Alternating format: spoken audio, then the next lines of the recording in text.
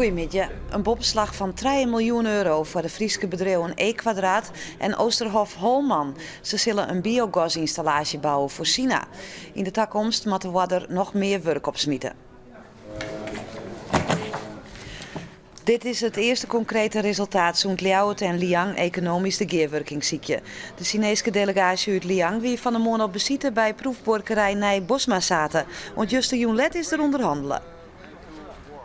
Het betekent dus voor een opdracht van ongeveer goed 3 miljoen euro in eerste instantie. En we praten nu inmiddels ook over de volgende 4 projecten waarvan wij misschien wel iets lichter deel gaan gaan. Maar wel een aanzienlijk deel gaan.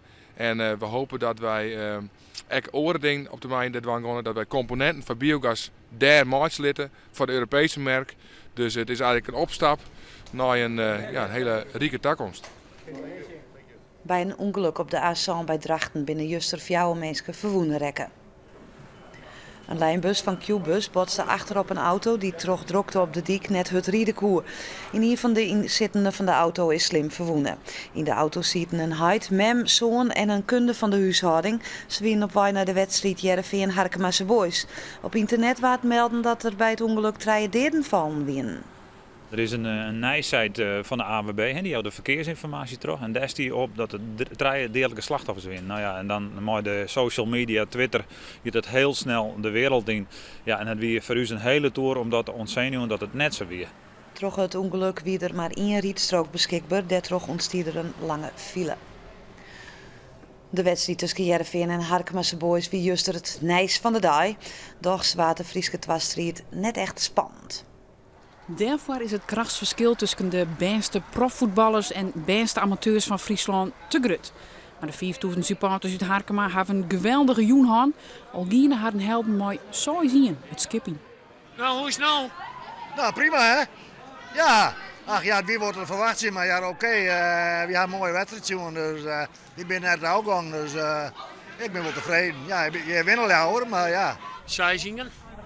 Ja, wat vertekend. Maar ja, player. Maar gauw weer in de bus. Ja. Hield dit meer mensen met een modaal inkomen of de boppen komen in de financiële problemen. Meer dan een kwart van de mensen die het helpvreetje bij de gemeentelijke kredietbank in Ljouwert verzin het boppen modaal. 3 jaar wie er nog geen enkele klant met zo'n inkomen. Oorzaak is vaak het verlies van werk of een skiering. De hypotheek kan dan net meer betalen worden. Troch de crisis binnen huizen net meer goed te verkeepjen. De GKB kan deze mensen dan ik dreig helpen. Het op een plantje van zeegas op het water liep het een succes. Het plantje weer verdween uit de Waterdzee, maar in september ben er weer 400 planten uitzet. Die liet je nou goed verspraat te worden. Maar 10 poeden binnen kwijtrekken troch de Huddewien. Uit de orenpoeden is het zeegas verspraat over het water.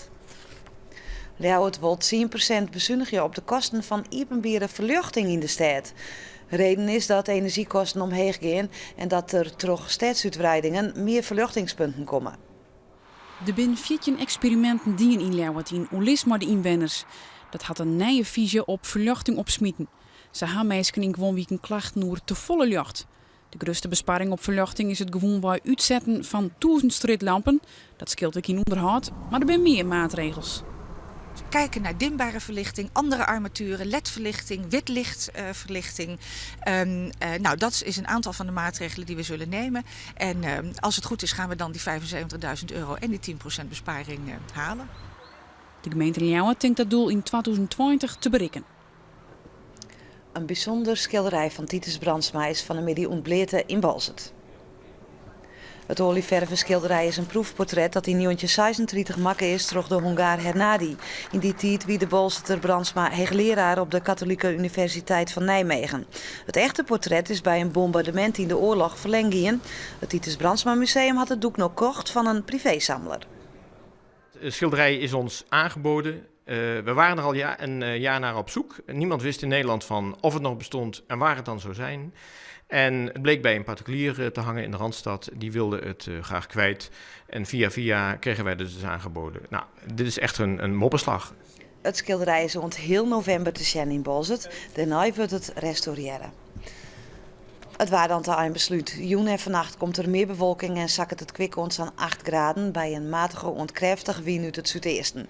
Morgen wordt het mooi waar zinnen en bewolking wissel je elkaar uit, wordt dan 15 graden. Nachts is er wel kans op mist. De wind is morgen eerstelijk, maar draait daarna naar het zuidwesten. En ons het nijs in kwart. Aanstom 6 uur dan ben we er weer. Graag onthouden.